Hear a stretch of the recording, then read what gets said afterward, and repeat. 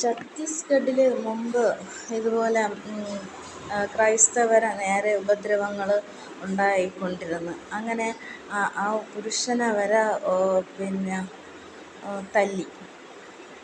ആ ജ്യോതി ശർമ്മയെന്ന് പറഞ്ഞ ആ ഹിന്ദു സ്ത്രീ ഉണ്ടല്ലോ, അവർ തല്ലി. അപ്പോൾ അത് ഒന്നും ആയിട്ടില്ല. അപ്പം ക്രൈസ്തവർക്ക് നേരെ ക്രൂര പീഡനങ്ങൾ നമ്മളെ കേരളത്തിന് പുറത്തും കേരളത്തിനകത്തും നടന്നുകൊണ്ടിരിക്കുകയാണ്. ആ ജ്യോതി ശർമ്മ തല്ലാൻ കാരണം ഈ ഹിന്ദു വിശ്വാസികളെ ക്രിസ്തുമതത്തിൽ ചേർന്ന് മതപരിവർത്തനം ചെയ്യണം എന്നുള്ള ആരോപിച്ചുള്ള കുറ്റകൃത്യം ആരോപിച്ചുകൊണ്ട് മനഃപൂർവ്വം കഥയുണ്ടാക്കിയാണ് ആ റെയിൽവേ പോലീസ് എന്ന് പറഞ്ഞ ഉദ്യോഗസ്ഥൻ ജ്യോതി ശർമ്മയെ വിളിച്ച് ഹിന്ദു ഐക്യവേദിയെ വിളിച്ചെല്ലാം കൊണ്ടുവന്ന് ഈ ഇത് ഉണ്ടാക്കിയത്. പക്ഷേ അങ്ങനെ ക്രിസ്തു മതത്തിലോ വേറെ അന്യമതത്തിലോ അങ്ങനെ ആരും അങ്ങനെ ചെയ്യാറില്ല. അവർ സ്വന്തം താല്പര്യപ്രകാരം അവർ മതം മാറിയവർ വരുന്നതേ ഉള്ളൂ. ത്തിൻ്റെ പേരിൽ ആ ഒരു പുരുഷ വിശ്വാസിയെ തല്ലിയിട്ട് പോലും ആരും ചോദ്യം ചെയ്യേ ആ ജ്യോതി ശർമ്മയെ ശിക്ഷിക്കുകയോ ചെയ്തിട്ടില്ല. കോടതി ശിക്ഷിക്കേണ്ടതാണ് ആ ജ്യോതി ശർമ്മയെ. പുരുഷനെ തല്ലാനുള്ള എന്ത് വോയിസ് അവർക്കുണ്ടെന്നും. മനുഷ്യരുടെ ഇഷ്ടപ്രകാരമാണ് നമ്മൾ മതം മാറുന്നത്. അത് മനുഷ്യരുടെ സ്വന്തം താല്പര്യപ്രകാരമാണ്. വേറൊരാൾ പരിവർത്തനം ചെയ്തെന്ന് പറഞ്ഞാൽ ആരും അങ്ങനെ മാറാനായിട്ട് മതം മാറാൻ മനുഷ്യൻ തന്നെയാണ് ദൈവത്തിന്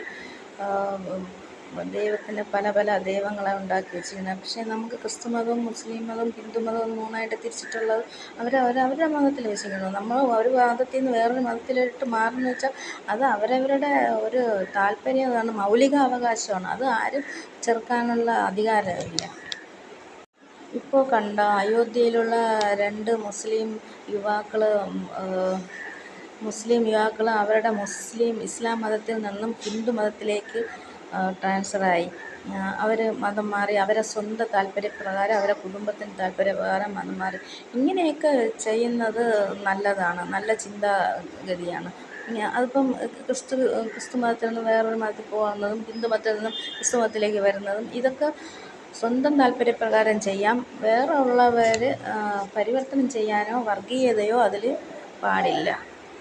മനുഷ്യനാണ് മതങ്ങളെ ഉണ്ടാക്കി ക്രോഡീകരിച്ചത്, ദൈവമല്ല. ദൈവം എന്നുള്ള ഒരു സൃഷ്ടികർത്താവ് അത് അങ്ങനെ ചെയ്യേയില്ല. ഇത് മനുഷ്യരാണ് അത് ഉണ്ടാക്കുന്നത്. ഈ മതങ്ങളെ പ്രമാണിച്ച് അക്രമങ്ങളും ക്രിമിനൽ സ്വഭാവങ്ങളും എല്ലാം ഉണ്ടാക്കിക്കൊണ്ടുവന്നത്.